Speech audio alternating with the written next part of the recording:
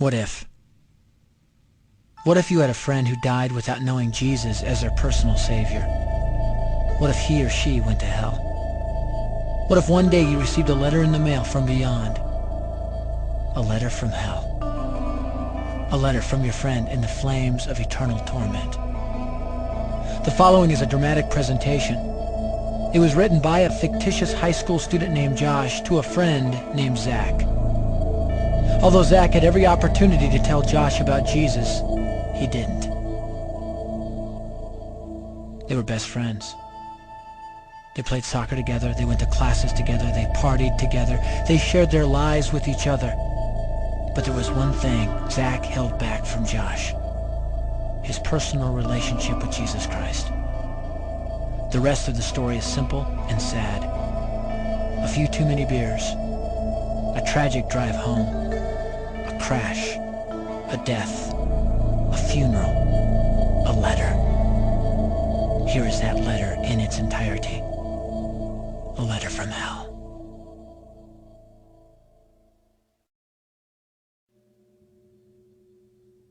Dear Zach,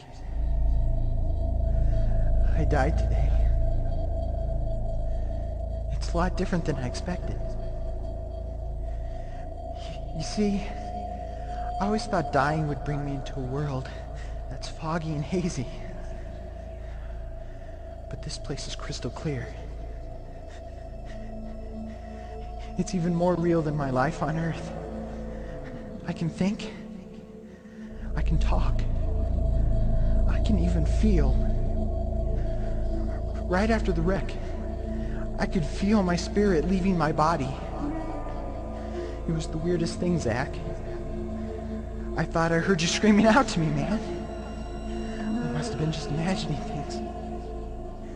At first, I was just standing in line, getting registered, I guess. They asked me for my name and began to look in this thing they called the Book of Life. I guess they couldn't find it though, because this huge angel standing next to me grabbed me by the arm and started dragging me away. I was terrified. I had no idea what was going on. I asked the angel where he was taking me, but he didn't answer. So I asked him again. Finally, he told me that only those whose names were written in the Book of Life could enter into heaven.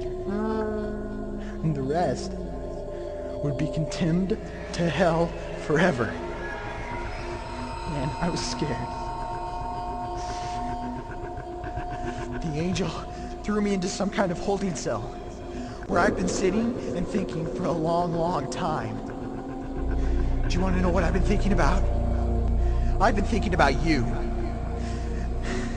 Zach, you're a Christian. You told me so yourself. I mean, we talked about it 3 different times today. Kelly brought it up, and you laughed it off. Coach Adams brought it up, and you changed the subject. I mean, it came up right before the wreck. Well, the question I can't get out of my mind is this, Zach. Why haven't you ever told me about how to become a Christian? I mean, you say you're my friend, but if you really were, you would have told me about this Jesus and told me how to escape this terrible place that I'm headed for. I can feel my heart pounding in my chest. The angels who have been chosen to cast me into hell are coming down the hallway. I can hear their footsteps. I've heard of this hell, Zach. They call it the lake of fire. I can't stand it, Zach. I'm terrified. No, the angels are at the door. Oh no. No! They're coming in and they're pointing at me.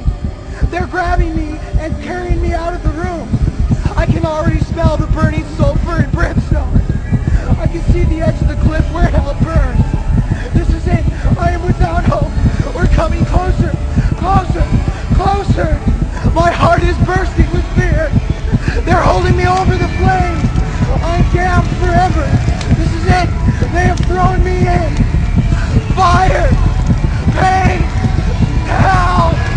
Why, Zach? Why didn't you ever tell me about Jesus?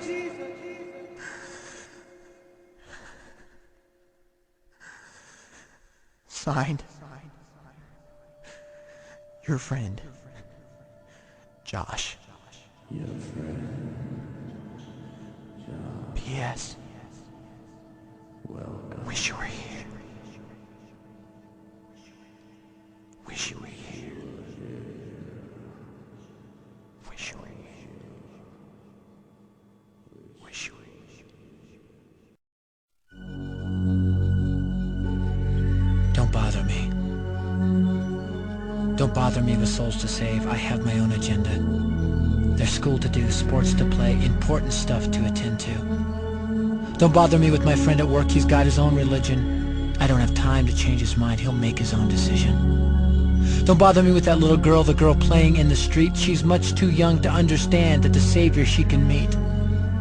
Don't bother me with the sounds I hear, the sounds of people shrieking, although I wonder who they are. Who are these victims screaming? Don't bother me with who they are. I really don't want the blame.